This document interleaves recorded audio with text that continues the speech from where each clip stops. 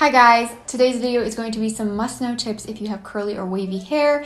If you are well versed in the curly girl community, you may know a lot of these already, but if this is something that you are just starting at and you just want to know like the basic things that you really should be doing right now for your textured hair, then just keep on watching and hopefully these tips will help you guys out. Don't forget to subscribe down below, and we're just going to go ahead and get into these tips, and I'm going to try to keep this video as short as possible. All right, so number one, when you are in the shower and you're shampooing your hair, something to remember is that you really want to just focus that shampoo and that cleanser on your roots and just let it rinse down your ends, because you don't want to be drying out your hair more.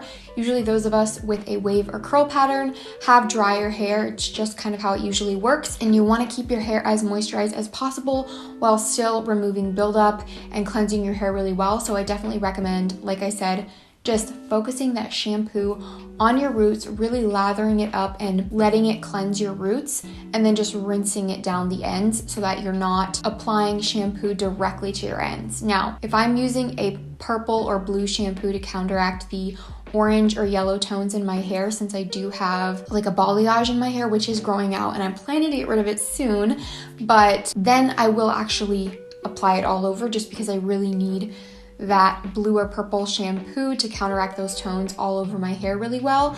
But I only do that every couple weeks, so it's not often, and it's definitely something that I wouldn't want to be doing regularly because it does strip your hair a little bit more. So the next thing that I want to talk about that really helps to remove that excess buildup on your scalp, kind of going along with the shampoo thing, while you're in the shower, I definitely recommend getting a scalp brush. So it's like a scalp massager brush. I'll have it linked down below. Try to pop a picture on the screen. You can get it on Amazon. I've talked about this a lot on my channel already, and it really just helps to remove excess buildup off of your scalp and keep your hair from getting weighed down. I used to have a really big problem with itchy scalp, especially like back here on the back of my head. My scalp would get so itchy, and I feel like I've dealt with this on and off for years, as long as I can remember, to be honest, just on and off. Like, it would be worse sometimes than other times, and this has like completely eliminated it for me. I noticed that if I skip it or I just kind of lightly run it over my scalp, that my scalp does kind of get that itchy buildup that I had a problem with before.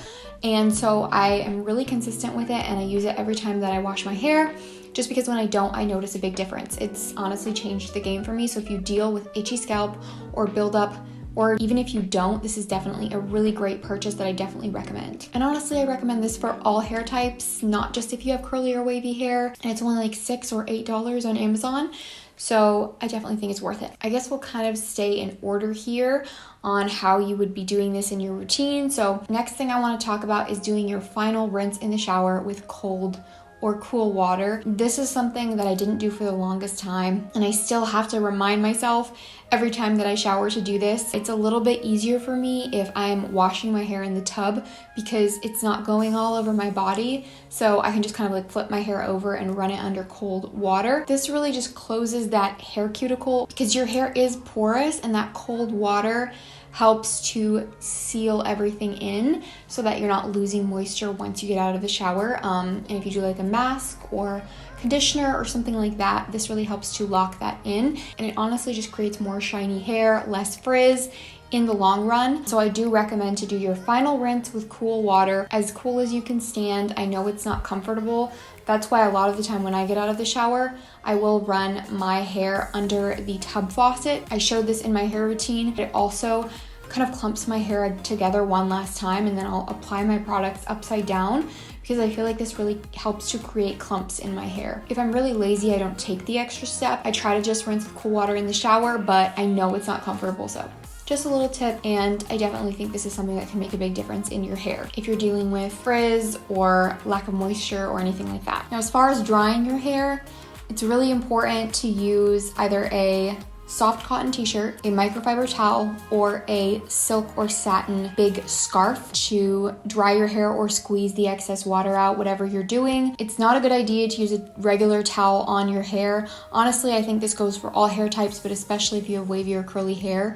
It really dries your hair out and causes frizz, and honestly just contributes to excess hair breakage. I tend to use a cotton t-shirt because I can just easily grab one, but I will often also use a silk or satin scarf, that like one of those big square ones, and I use these for hairstyles as well, but I like to have a bigger one that I use to like squeeze out excess water sometimes if I'm really being careful with my hair as far as like clumping. I don't want to create excess frizz, which a cotton t-shirt works great, like I said, and a microfiber towel is great as well, but I just haven't spent the money on one because I have cotton t-shirts and I have satin scarves. So that's another thing that's really, really important.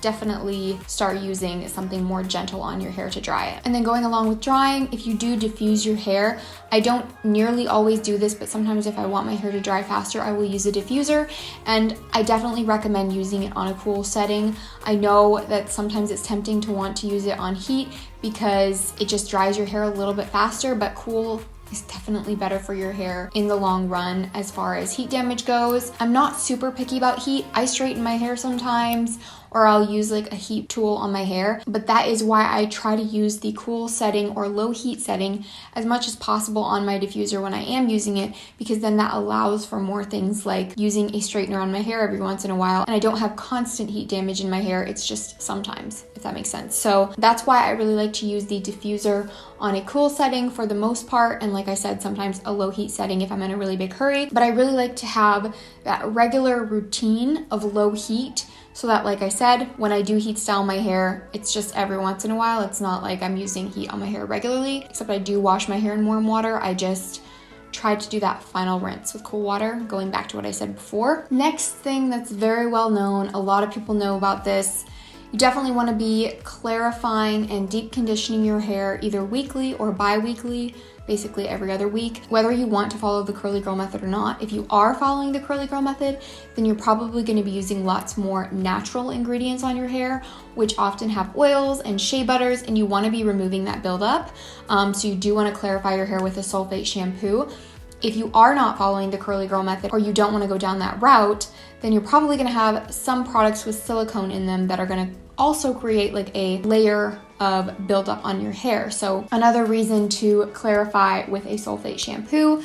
And then obviously you do want to be using a deep conditioner every week, every other week, something like that. I do try to do it as often as possible because I find that my hair is more dry, like a lot of other curly girls and wavy girls.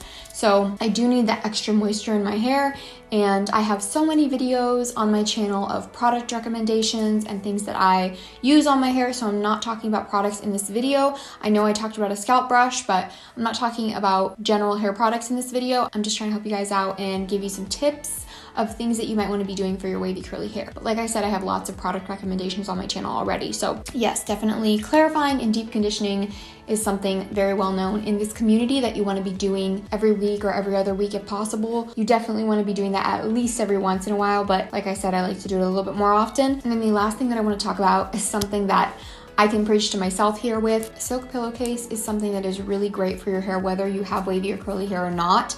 It's also really great for your skin, but especially if you have wavy curly hair, it really helps to prevent frizz and keep moisture in your hair.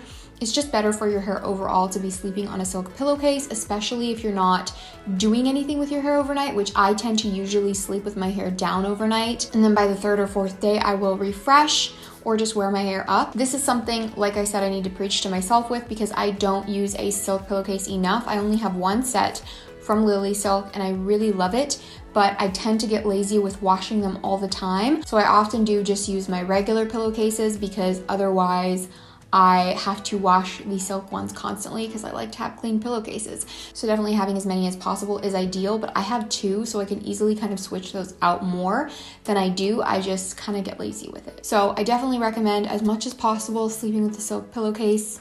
It's just a lot better for your hair. I lied, you guys. I have one more thing here that I want to mention. This is something that has helped me so much in my hair routine, is having an oil or a serum to scrunch out my hair with. Now, if your hair is feeling dry on second or third day, you could use it like that, or you could even just use it when your hair is wet as soon as you get out of the shower. But the way I like to use an oil is after my hair is completely dry and I've put all of my styling products in and everything, I will scrunch out my hair with an oil just to get rid of any product cast and just really fluff up the hair and add that extra moisture on my wash day after my hair is completely dry. And I will sometimes use this to refresh my hair as well. But just in general, I definitely recommend an oil or a serum. I love a good oil. I just like that extra moisture in my hair, but I definitely recommend that if you have wavy or curly hair, because it just really helps me with frizz and honestly just creates more like bounce to my hair and more like defined waves. That is actually my last tip. I really hope that this video helped you guys out. If you are just starting on this journey, I hope that you learned something in this video and that you can implement these into your routine. But anyways, guys, thank you so much for watching. Subscribe it down below. Let me know what videos you want to see from me, and I will see you in my next one. Bye. Hair on my neck. Sometimes it just bugs me.